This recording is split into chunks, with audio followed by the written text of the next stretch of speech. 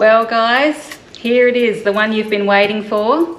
We've had quite a few requests for a good Indian curry, and of course our time spent living in Goa. What else could we make but a Goan fish curry for you? It's actually one of the most popular dishes in Goa. Of course we all know the vindaloo, but fish curry is super popular in Goa. Fish curry, fish fry. Today we're going to make you a Goan style fish curry. Now of course you speak to any Goan family and they'll all have their own little tweak to the recipe, so you know, but this is a pretty authentic one. So of course Tim went down to the market this morning and he got a beautiful barramundi. Here in Goa it's called a chinook. Traditionally they would often use a mackerel or a more oily type of fish, but this barramundi was just too good to pass up.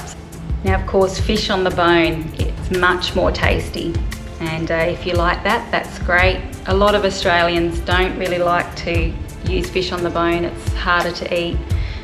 If you want to use a mackerel or an oilier fish, but you don't really like the smell, just a little tip, you can actually sprinkle a little bit of turmeric and salt on the fish first of all, massage it in and let it just sit in the fridge for 20 minutes or so before you want to use it, and that will help with the fishiness. Now something I want to share with you is this. It's called kokum, and it's actually the dried skin of a mangosteen. You'll all be familiar with the mangosteen. And this is actually used traditionally in Goa to give the sourness to a dish. Of course, we're familiar with using tamarind, or you could use lemon juice. But this will not only give the sourness, but it gives that really authentic Goan flavour. But with this one, because we're going to be blending it into a masala paste, just be careful, you'll see that some of the skins actually still have the little seed inside. So you can see that there. That's the little seed. You don't want to use the seed, you just want to use the skin. Of course, because it's dried, we just need to soak it in a little bit of hot water for about 20 to 30 minutes.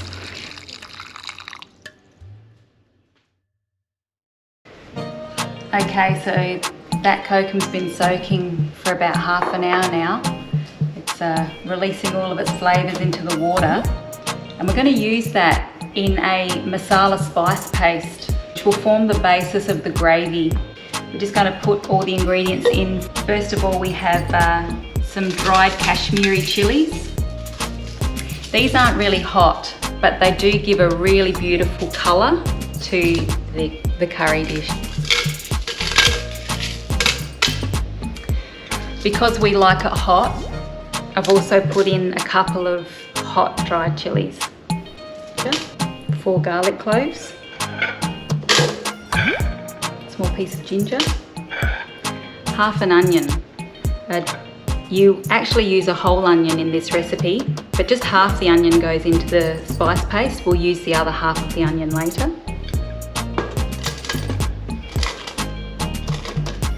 We have about half a teaspoon of black mustard seeds, a good teaspoon of coriander powder. You can of course use whole coriander seeds because we are blending it up today, but this is what I had. And also about 1/4 to half a teaspoon of black peppercorns. 1 cup of fresh grated coconut. You can actually get this from a lot of Asian grocers. And of course now we add the liquid because we want it to be like a gravy, a paste. So we've got 1 cup of coconut milk, and we've got the beautiful kokum skins that have been soaking. We're going to put them in plus the water that they've been soaking in. Now we blend it.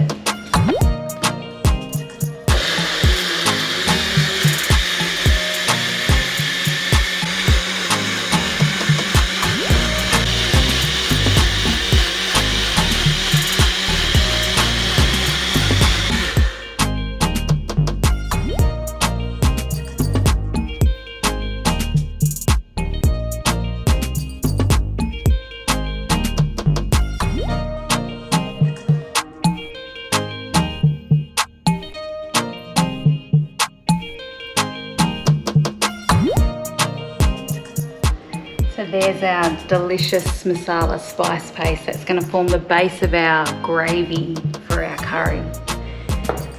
Now we move on to the next step. We're going to heat up this pan.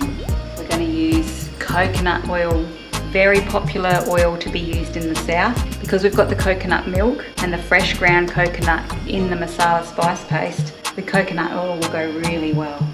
The two first things that go in your coconut oil is half a teaspoon of black mustard seeds and a sprig of curry leaves. Fresh is better if you can get it. I know they do sell dried ones around the place, but fresh is better. Watch out, these are going to pop.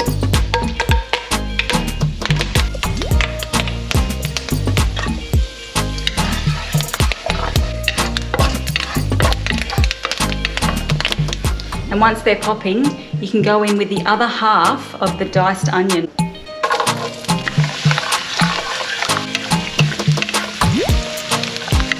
I'm going to put in some green chilli. This, believe it or not, is just one green chilli that's been chopped, but it's quite spicy, so we only need one of these. But of course you can put it in according to your taste. We don't really need to brown the onion. We just want it to cook a little bit before we add the spice paste in.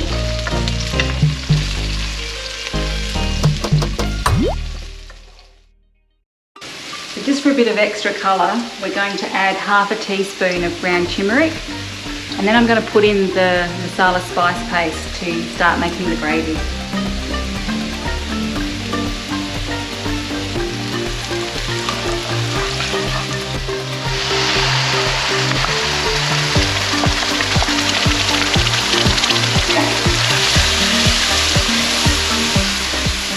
As you can see, the gravy is quite thick, so we want to thin it down a little bit. So we're just going to add a little bit of water, put the water in the blender, shake it around so you can get all the last of that flavour out.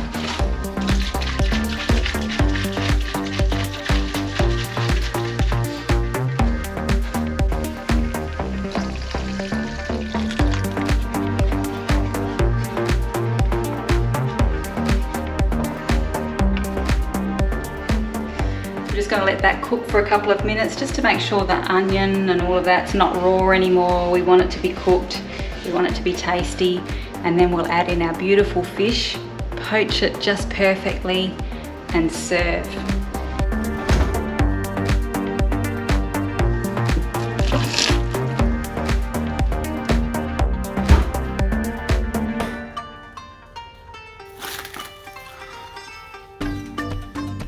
Just going to chop the barramundi into large chunks and poach them in the curry gravy.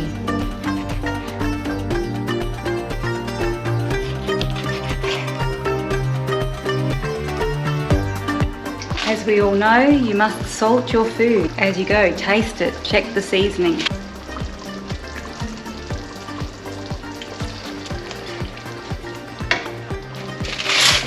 Oh, it's spicy!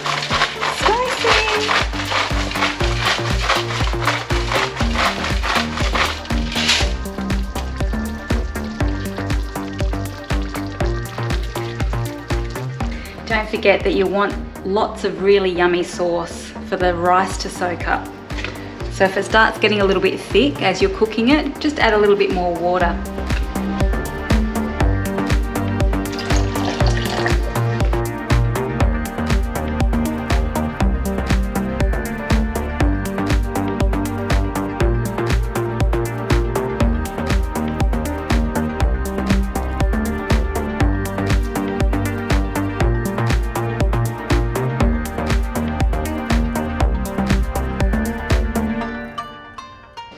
One more thing we're going to put in is a few more of these dried kokum skins.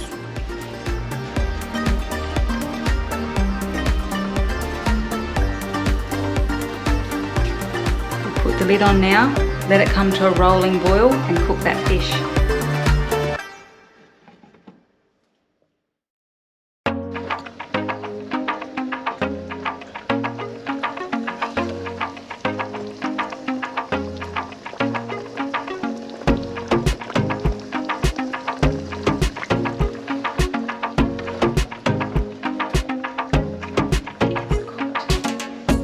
Time to serve.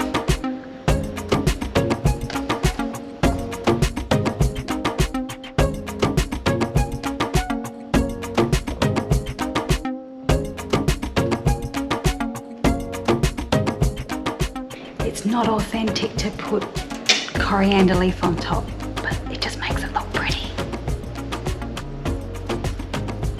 I hear you saying, how do we know that that's an authentic Goan fish curry? Well, we've actually come over to a friend of ours' house, and he's from Goa. So we're going to get him to try this fish curry and tell us if it tastes authentic or not. So here you go, Terry and Charlotte. Oh, wow. This is my first attempt at Goan fish curry.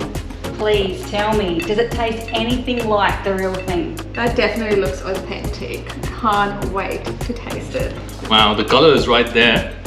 It's time for the taste, right? Let's go for it. Okay.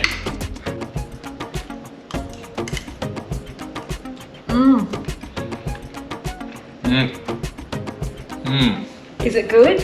That is just like my mother-in-law's. Oh, really? Yes. Wow. If That I is were to delicious. say something about this, it's got layers of flavor.